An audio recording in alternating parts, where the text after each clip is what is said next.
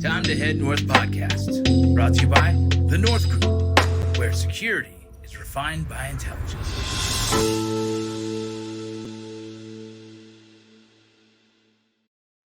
Hello, everyone. It is time to head north, and we're all in it, right? I mean, first of all, before we get started, I just want to say this is our group. Okay, this is all the North Group here.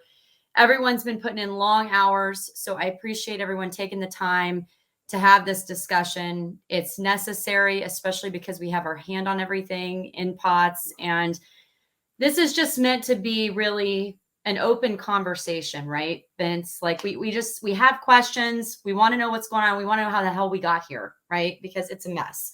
So obviously we're talking about Ukraine.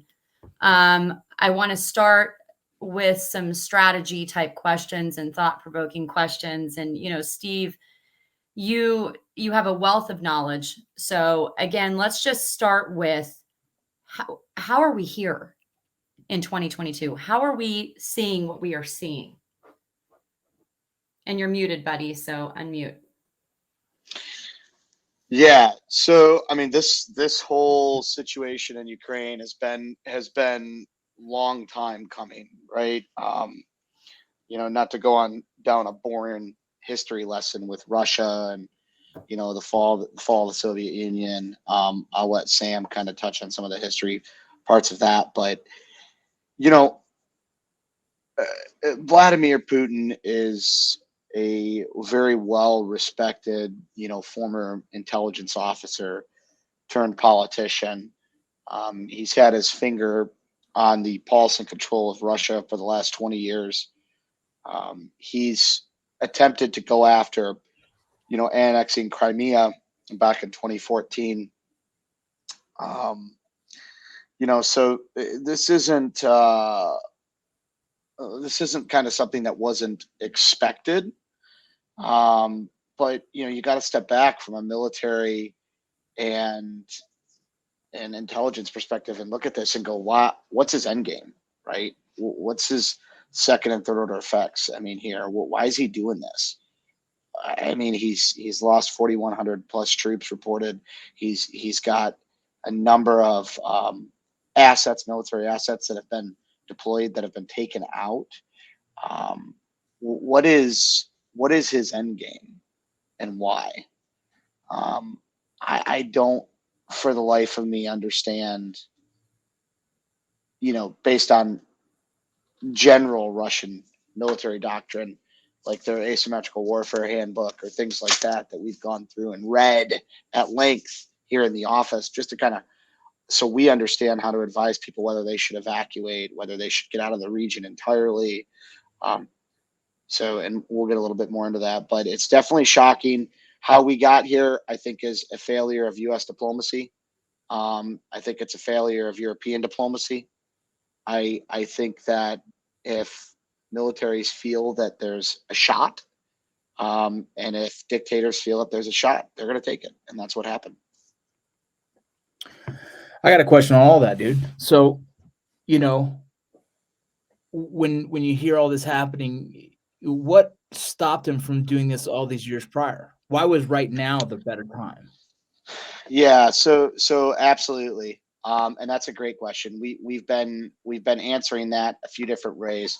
You got to remember, when you're looking at things from an intelligence standpoint, it's a lot difficult. It's a lot different than looking at it from a tactical standpoint, right? Because tactical, I have a few courses of action I know that I can take. I'm going to take them, and I'm going to move out. On the intel side, right, we're looking beyond, and when we start to analyze beyond why he would do this and why he didn't before, I think COVID has weakened our military. I think 2 years of a pandemic. I think all of these different things economically. I think this was just the right place, right time. 20 years ago, Bush would have just lit him up. I mean, if you look back what Clinton did back in the 90s when China said that, they started flexing towards Taiwan, he sent an entire strike carrier group through the straits between China and Taiwan just to send a message. And then it was all over for a while, right? And then So you have old Russian doctrine that's being applied here by President Putin and his intelligence officers and his military leaders. They still believe that there is a sought reality to the old USSR being part of the new one, the new Russian Federation. And they just felt that right now would be the best time to do it because of global leaders across the world. I mean, the Duma and the Federation came out and said the reason they were authorizing this, to the best of my knowledge, was because they weren't going to have their citizens and their country endangered by a NATO ally on their border. So my question is, if you take Ukraine, now you're bordered to 8 NATO countries. So does it stop there? I don't know. If that's the reason we went to war, you know what I mean? That's the head scratching thing that I think everybody in the government, the Pentagon, the intelligence community is going, wait a minute. So you just went to war for a reason. Now you're creating a bigger reason to keep going to war. Yeah. So the other side of it is, the other question I have is, what stops us, US, from getting involved immediately? Obviously, Ukraine is not a part of NATO, right? So then they're kind of a free floating entity in the sense where, they can choose whatever they want, and whatever happens to them, it's really none of our business in a sense. But as kind of being labeled as the world police, it's kind of hard to sit and watch, and I'm waiting. I'm like, from a perspective of just a viewer saying, like, what are we going to do? I haven't seen much happen. And in the case that we choose to do something, does that mean it's an act of war? Like, when is it an act of war? We're like, okay, we're in, boom, let's go. Well, it's very, I'll pass it over to the Intel guys here in a second on this, because, they've been, I got to give it to them. We've been, helping evacuate people and helping guide people to resources that could get them out. And these guys have been paramount. I will tell you, they didn't sleep a lick this weekend. They stayed up all night, all weekend, all day, just trying to monitor the situation so that way we could properly advise people. But, geopolitically, there's a stark reality happening. There's the reality on social media here in America, then there's the reality on the ground. The reality on the ground is this. This is going to get worse, and there is no end in sight. That is the reality on the ground. There's a lot of disinformation on social media. There's a lot of people, the ghost to Kiev, and, the Ukrainian model is going to take up arms with her airsoft gun, and all that stuff. And that's great. Like, listen, I'm an information warfare guy. Like, I get it. Like, let's, I love that stuff. But here's the deal. That doesn't help people know that you need help. That helps people think that you guys are winning a war in Ukraine when you're not. They're not winning. And for us to sit here and, just day after day see on Fox that, the Russians are getting, propelled away and all, that's not a reality. That's disinformation. The reality is, the moment, I don't believe that the Russians will stop. I mean, Sam, I'm going to throw this over to you, because, we've been looking at different strategies and different outcomes, and we've been whiteboarding the heck out of this based on Russian doctrine and even other foreign military doctrine, foreign intelligence doctrine. What do you want to add to that, Sam? I think, considering what Russia's end goal is, you can't just say that there's one end goal here. It's not that they're doing this for X reason. There are a few reasons. Some of them have more validity than others. So one of the reasons is, before the invasion, Putin wrote an article called "On the Historical Unity of the Russian and Ukrainian Peoples," which it was the whole point of his article was he was trying to show that really the relationship between Moscow and Kiev goes back to the 800s. And the way he does that is very colored by being the president of Russia. So there's definitely an idea in Russia that Ukraine, especially the eastern part of Ukraine, has historically always been part of Russia. And alongside that, there is a constant fear in Russia of the expansion of NATO, especially after the fall of the Soviet Union. So in 1991, Russia anticipated that NATO, if it didn't dissolve, they expected that at the very least it would not move further eastward. And then you see the addition of Poland and the Baltic states into NATO. And this frightens Russia.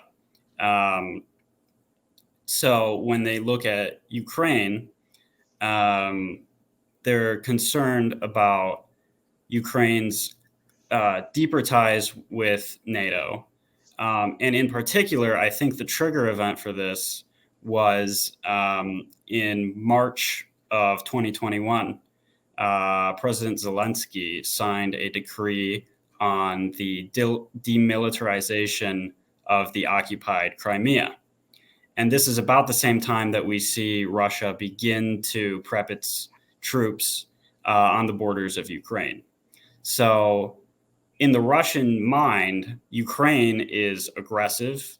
Ukraine wants to join NATO, and Ukraine is willing to launch a counteroffensive in the Crimea. Whether or not that's true doesn't matter. The Russians believe it's true, and so they're going to act that way.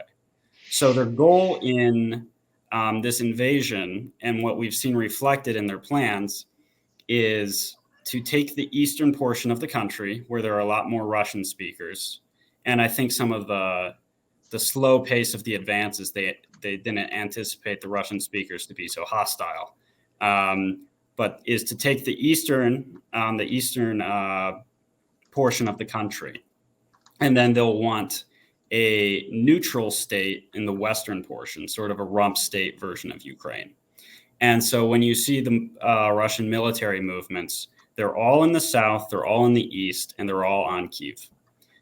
We aren't seeing any push down towards Lviv or any part of the western portion of the country. We're seeing airstrikes, and we may see troops deployed down there to, take out Ukrainian military assets or critical infrastructure. But an occupation of the entirety of Ukraine it doesn't appear to be in the strategy, and it's beyond the capabilities of the Russian army currently in the region. Well, let me add to that and just ask questions on that alone. You say military installations. I mean, this morning it could be propaganda. I don't know. Maybe one of you guys can verify this, but it looked like they bombed a local, building that was, that looked like they have a lot of non-military personnel in it. Am I correct? There are reports of that. Yes. Civilians are getting hit. I mean, I've seen videos, pictures again, and I don't believe everything I see. It's just one of those things like, oh crap, if that's happening, that's kind of interesting. And, what also we're seeing through social media is a lot of support on the Ukrainian side. And it looks, again, I can't verify these videos are authentic to this, right? Because it's so, but what I am seeing, it looks like a very unorganized approach, right? Coming from, a unit that is, man, it's like an orchestrated attack on everything we do. And it's very, methodical. It feels like there's no order in the approach, and their tactics seem very, very loose. I mean, Steve, am I right when you see what we're seeing? Yeah. So I read through this last night. This is the Russian New Generation Warfare Handbook. Talks about their asymmetrical warfare group. A lot of really good information. A lot of very similar information to kind of RFMs or other military DoD tactical documents about movements, battle drill 6, different battle drills, things like that. What I will say is they follow a more calculated approach than what in this doctrine than what we've seen on the ground. But I don't know if that's by design. Yeah, I was going to say, is that a strategy in itself? So, and that's where I'm stuck on a few things. One is the second, third order effects of what's next. you know what I mean? So meaning if I mean, I'll just cut straight to the point. I believe that at some point he will drop a large thermobaric weapon on Kiev because he will not be able to take the city. I am hoping and praying to God that I am wrong about that. But you know, we are anticipating, and I'll have Jake talk about, you know, Russia's nuclear preparedness and readiness here in a second. But you know, I am anticipating he drops like a KH-101, a KH-55, you know, something with a high it'll be a low yield like 250 KT, you know, weapon, that because he can't get an entrenched what he's going to consider an insurgency out of the city or out of the cities. Before you go further, when you're whatever those words you're talking about when it comes to a bomb, is that nuclear you're talking about, or is that just high powered? I'll let Jake talk on that. Go ahead, Jake. Yeah, sure thing. So it's a little bit of both. So whenever we talk about the kilotons and the blast yield and blast radius, so just for a frame of reference, for every 10 kilotons of a blast yield, that's about 5 miles affected. Jesus. So, and from my experience and working this field, Russia, their prized possession is the Tu-160 White Swan. That's their heavy long-range aviation bomber. And that carries a KH-101, which has a blast yield of 250 kilotons, which would effectively have a blast radius of 30 miles and 50 kilometers. So, yeah. And something else that's a little more troubling about this is yesterday, the defense minister of Russia actually went on to make the long-range aviation units in Russia combat effective, so active combat duty. Yeah. And which could also be just a form of intimidation. Yeah. But it definitely it could be a show. It could be a show of force. And there's something else that I'd really like to touch on because it's been getting thrown around in the media, and there's a lot of mistranslation of what it really means. Some people, you know, we are talking about the heightened readiness that they have, right? Yeah. So whenever people hear that, they instantly think that, oh, Russia's ready to drop something, you know? Yes and no. So Russia follows 4 stages of military readiness. And number 1 is peacetime. 2 is heightened. 3 is called threat of war. And 4 is complete. So do me a favor, Jake. Can you explain each and every one of those and then where we are in reference to that? Right. Yeah, so, I want to complete is for sure. So yes, go ahead. Yeah, complete scares me. Yeah, so a lot of people get a little spun up whenever you just hear complete. You're like, what does that mean? But it's not good. But so 1, peacetime. That's typical standard operation. They're training. There's no real high op tempo, etc. That's pretty self-explanatory. 2 is heightened. So that means things are getting ready. You're going to see a higher op tempo. We might see some out of area flights. They typically like to fly north over from Anadr, that's in the northeastern part of Russia, and they like to fly over Canada and Alaska. You'll probably see a little bit of that. And threat of war, that's whenever they feel they are threatened and it is full system go. They are fully prepared to launch whatever, whenever. And 4 is complete. That means the deed's done and they've already launched it. So some big things that we need to look out for, and this is why I think it's really important with that mistranslation in the media, is Russia and the Ministry of Defense of the Russian Federation, they specifically said heightened. So that means they're at level 2. So whenever we start hearing key words from the Russian Federation's press saying threat of war, that's when we really need to keep our ears and eyes open because it's imminent at that point. And at that point, NORAD's probably going to be, you know, scrambling at their heels, trying to figure something out. And I'm really confident in what they can do, but it's just it's a scary reality, you know. And then complete, that's exactly what it sounds like. They launched something. Yeah. Jake, when you're talking about like when and someone watching this, right? We hear this, and all of this is really scary. You know, there's talks, you know, World War III. I mean, it's emotional and it's terrifying. I mean, what at this point, we are helping with humanitarian evacuations? What are we telling people when they call our office and say, what do we do? We have a loved one in Kyiv. What are we saying? Yeah, I mean, so I'm literally going back and forth with a 22-year-old young lady who's stuck outside, about 2 hours outside Poland-Slovakia border right now. I'm literally speaking with her right now as we're talking, because she's in quite a panic and she wants to get out. The family wants to get her out. Number one rule here is travel safely. And if you can't travel safely, then shelter in place until you can. At some point, right? That's personal discretion. We cannot armchair quarterback from here on when somebody, if they think that they're able to travel, then we can advise them on how to do it in different environments. You have three types of environments in conflict zones. You have permissive, right, which is pretty self-explanatory. It's free travel, safe travel. You have semi-permissive, which means there are times or situations where you can't travel safely, or there's a heightened state of alert needed. And then you have non-permissive, which means don't travel, or travel at very high risk. Ukraine right now is in a state of semi-permissive travel. It is, there are green routes everywhere.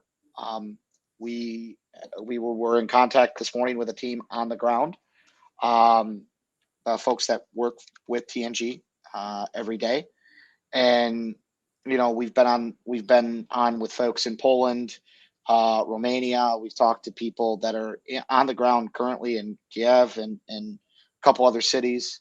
I think part of the problem that a lot of folks have is not knowing which way to go. So something we do really well as practitioners in the security space, right, is we go in somewhere, we know our routes in and out.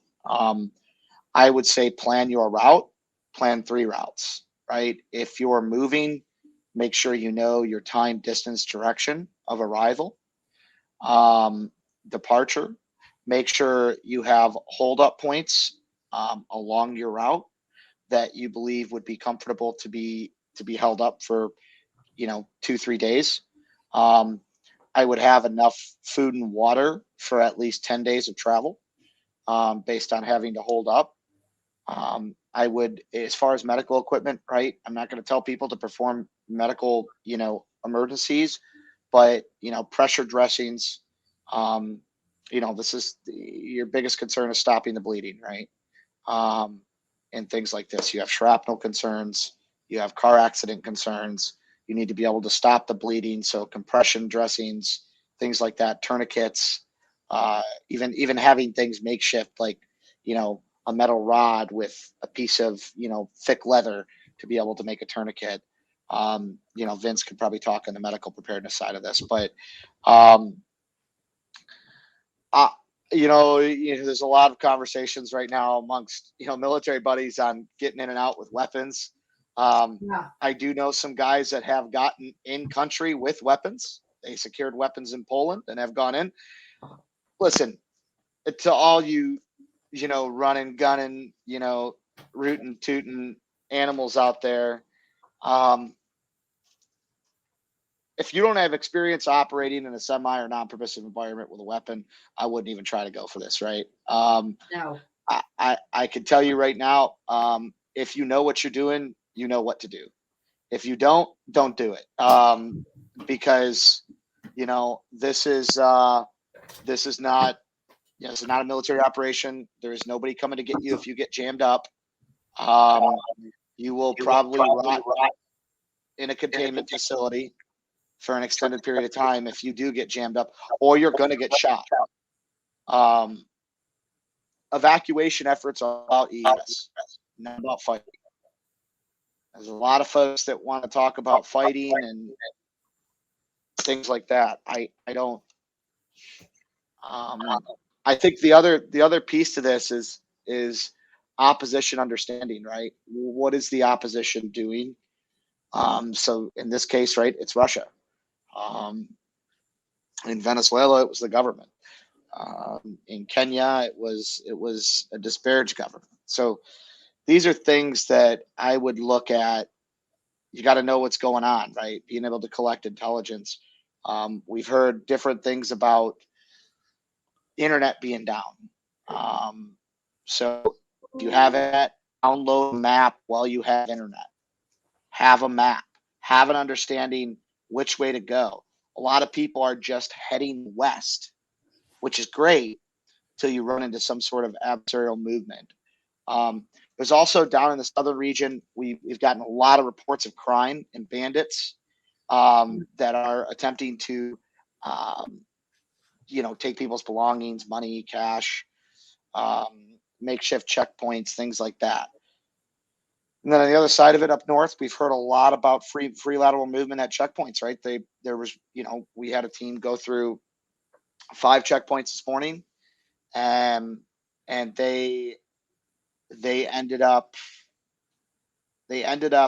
only getting asked for their passports at 1 checkpoint.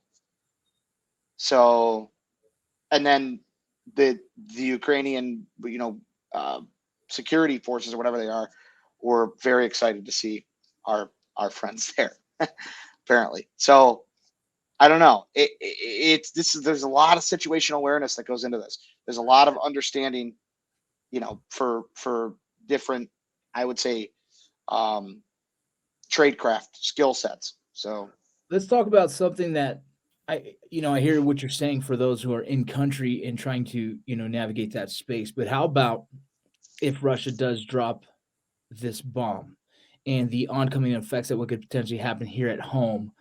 If they drop a major bomb, and potentially can create, a little bit of a world chaos, or who's going to retaliate that? If we're going to retaliate, do we match that bomb to another bomb in Russia? Blah, blah, blah. I mean, the story goes on and on. What do you do at home when there's a fear of that potentially coming in our backyard? Is there, Jake, maybe you or Sam would know, is there a potential? Obviously, I think there always is a potential of that. And how could some people here in the United States be better prepared in the event? And maybe that is something we can talk about.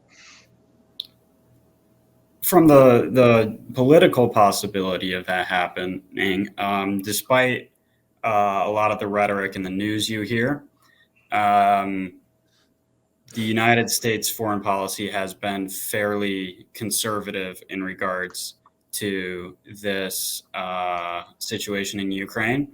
So there has been talk of a no-fly zone in Ukraine or certain parts of Eastern Europe. That would involve threatening Russian aircraft. And so both the United States and I believe the United Kingdom have taken that off the table. We, at the very least, in the West, are not pushing towards escalation in terms of direct conflict.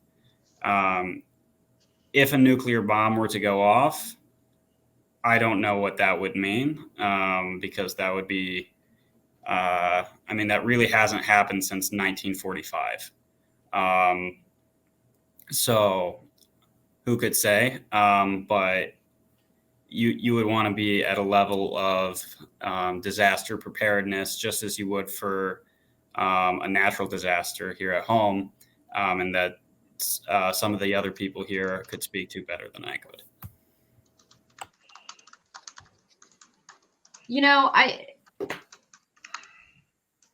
I think, here in the States, it's hard for us to see realities like this, right? This doesn't happen very often in front of our faces. And for a while, the narrative has been, if we get in a war, it's going to be in a cyberspace, not a physical one. Do you think this serves as a reminder to everyone that the physical is still always possible when someone wants to invade? I mean, do you think this is kind of like a wake-up call or a dose of reality for America?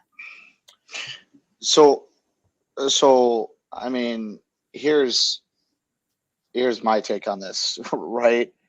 I've been preparing for whatever for years, right? I've got plans, I've got routes, I've got weapons, I've got ammo.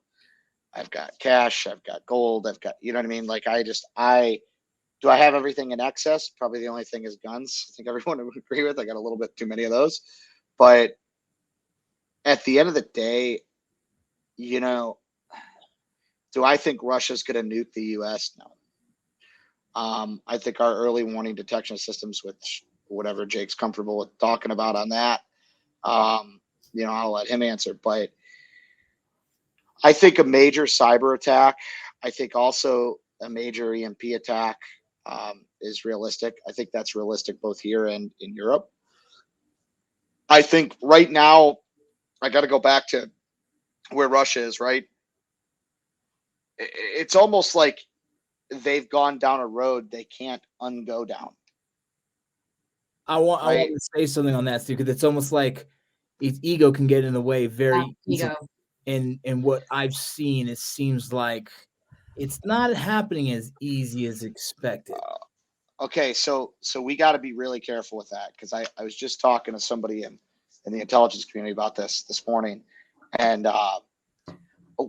if we're following MICE doctrine, you know, money, ideology, right, coercion, and ego, right? I don't think we're dealing with ego. Are we dealing with money?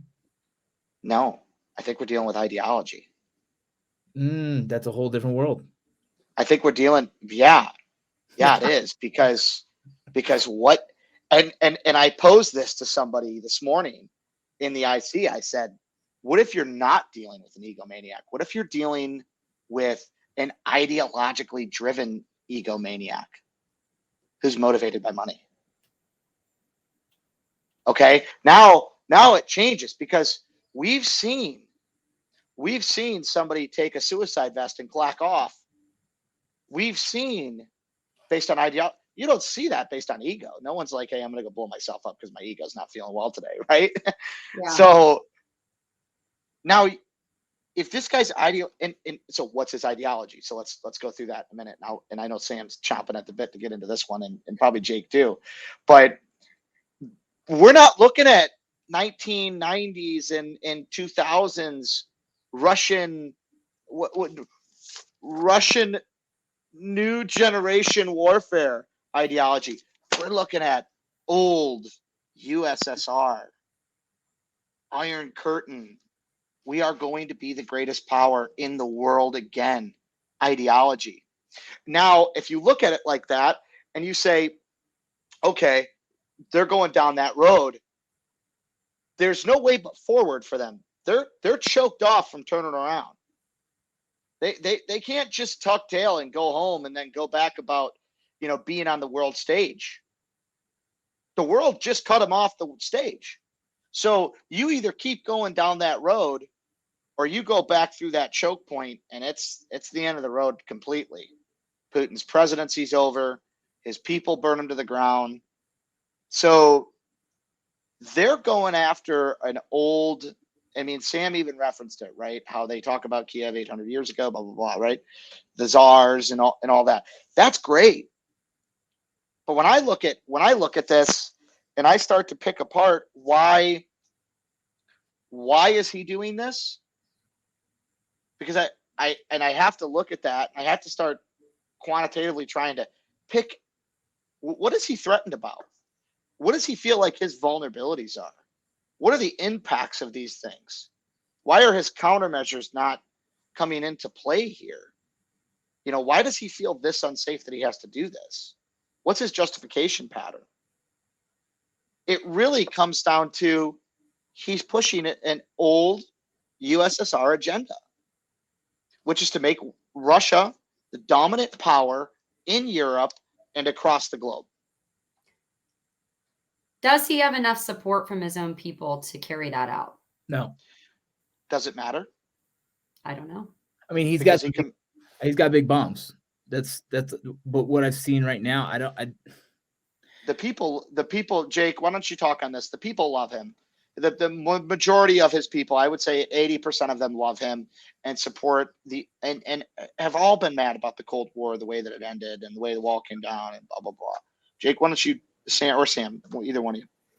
Yeah, I think we'll both be able to have a little bit of input on this, but I mean, what we're looking at is the majority from my years of studying Russia, the population tends to like Putin. They tend to look at him as this superhero. He's a godsend. But you do have certain groups, as you do in every country, where they're in opposition. And I think it's starting to shift a little bit now, because I'm sure a lot of people that are protesting probably have family in Ukraine, right? So Yeah. I mean, they're probably not happy with what's going on. I mean, that's why we're seeing riots in the streets of Moscow. But I would say it's about 60-40 or 50-50 of people who love him and opposition. I don't know if you have anything else to add to that, or something you want to say differently. I think when we think about Russia Putin-centrically, while it's true that he controls everything that happens in the country, I think it's wrong to assume that he controls how Russians think. Because if we like to talk about, if Putin weren't there, then Russia would be a free country. No. Putin is the man who emerged, who fit the Russian moment, because in the wake of the collapse of the Soviet Union, the quality of life in Russia plummeted dramatically. And people in the former Soviet states blame the West for this. A lot of privatization led to oligarchs and other stuff like that. So they blame the West for the collapse of the Russian economy in the 90s. Putin has set himself up to stand against the West and against the oligarchs and all the things that made Russia poor. That makes him very, very popular at home. And if we didn't have Putin, it would be somebody like him who would be doing this. This is just the particular actor we're dealing with who's doing this. Here's the thing here's the thing that I find interesting from the military members and what we're seeing on the ground. If what I'm seeing is authentic, there is a shit ton of Russian military who have surrendered. Which if that's fake, okay.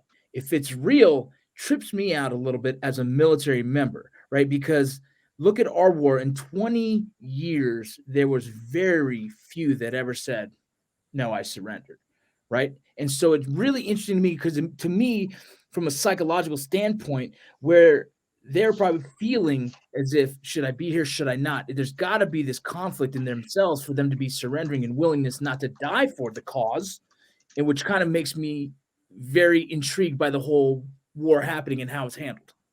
Steve, you're shaking your head. Why? I think it's propaganda. I mean, and more power to them. I think it's information operations. I think they're putting Ukrainians in Russian outfits, and good on them, man. But genius, yeah. Just like they blew up the Snake Island 13, as they're calling them, and yeah, I mean it's just on the news right now that they're going to return them. Which is crap too. Right. The media is the problem here, right? That's why we have to be picking up their war doctrine, and we got to be reading it. We got to be understanding, and then reading between the lines of what we're hearing and seeing, and go, that doesn't make sense. That's not part of their doctrine. But the average person doesn't know all that. So where do people get authentic information? Where do they go? I don't think there is anywhere right now. I think it's a lot skewed. I mean, really, the only place that you'd be able to get is, I think, Telegram channels, but even those are muddled with disinformation as well. I mean, they've done really well with their propaganda. I'm talking extremely well. If you look at a lot of the stuff that they're experts, bro, and it seems like they're so good at it, it's helping them win the people's heart, right? And in the end of the day, you win the people's heart, you win their money, because people are donating 100% out the wazoo. You play to emotions. Yeah, exactly. So I don't know what's right and wrong or whatever. I'm watching from afar, thinking like it'd be nice to go help some people, that are feeling overran. I don't know. The veteran in me, the military dude in me is like, man, I'd love to help in this case. I don't know if I'll be on the right or wrong side of this conflict. I think it's just kind of an opinion at this point. But I watch it and I feel really bad because it's like this. The other day, I got mad because Stephen King posts like, let's go to war. I'm like, bro, calm down. Because when people start, when political not that, but celebrities start talking about war, it bothers me because they sit on a chair of like this very, safe space to say, hey, we should just go to war. You know what I mean? And it's kind of offensive from a dude who's been to war and still hurts from watching the families and all those things that I guess I get super irritated about it all. And the propaganda is helping, right? The propaganda is causing these, let's go sing a song for peace and shit kind of stuff that you start singing. And that's how good they are propaganda. You got every celebrity jumping on board with this concept. Hey, Jake, I have a question. So I want you guys to kind of explain, like, how do you, when you go through all of this information, you're trained to do it, but if you could kind of generally talk about how you know whether something's BS or real, like how do you discern that?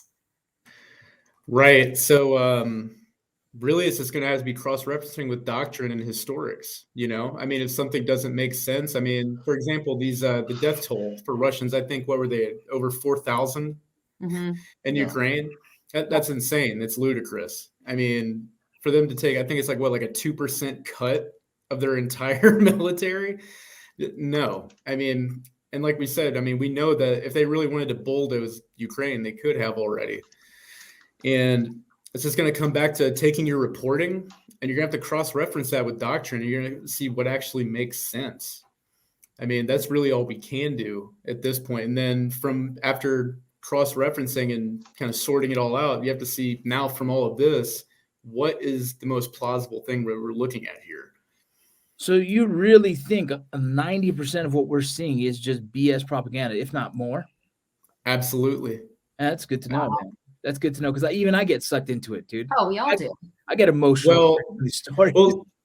Well, so I mean, Ukrainians on ground. And here's the other issue that we're running into is, I mean, the Ukrainians are running their own disinformation campaign against Russia, but it's muddling our own reporting and our capability of ingesting that reporting and knowing what's going on. So you know what I mean? You really give sunflower seeds? Man, we don't know, right? We don't know. Yeah, tell you what.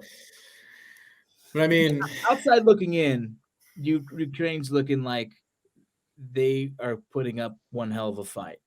And from, I guess, a storytelling standpoint, it feels good to see. But again, what always want the underdog. Yeah, and that's the message they're putting out there, and it's a brilliant. If all of it is just propaganda in itself, is a very brilliant tactic that they're using. Absolutely. I mean, and the levels of disinformation and propaganda we're seeing, it's crazy. It's mind-boggling. I mean, we're seeing stuff saying that Ukrainians on ground are saying that the attacks and everything, they're saying that the situation is nowhere near half as bad as the media is reporting it out to be. But then on the other hand, we see bombs dropped in Kiev, a TV tower just got taken out.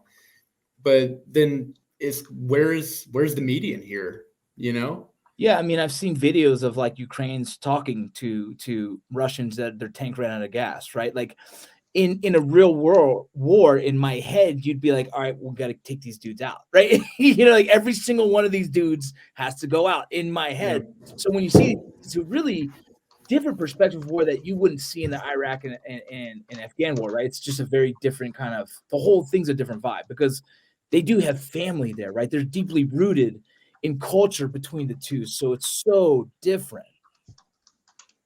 And we see Steve typing. I do want to just remind everyone we are in it, right? So I want to get back to our efforts, and I want to talk about reality of extracting someone, because we do get so many calls, and while we would love to be able to get every single person out that calls us, that's not the reality of the situation. So at this point, Steve, what do people need to know about what it takes to get someone out, and what's the best way for someone to help at this point?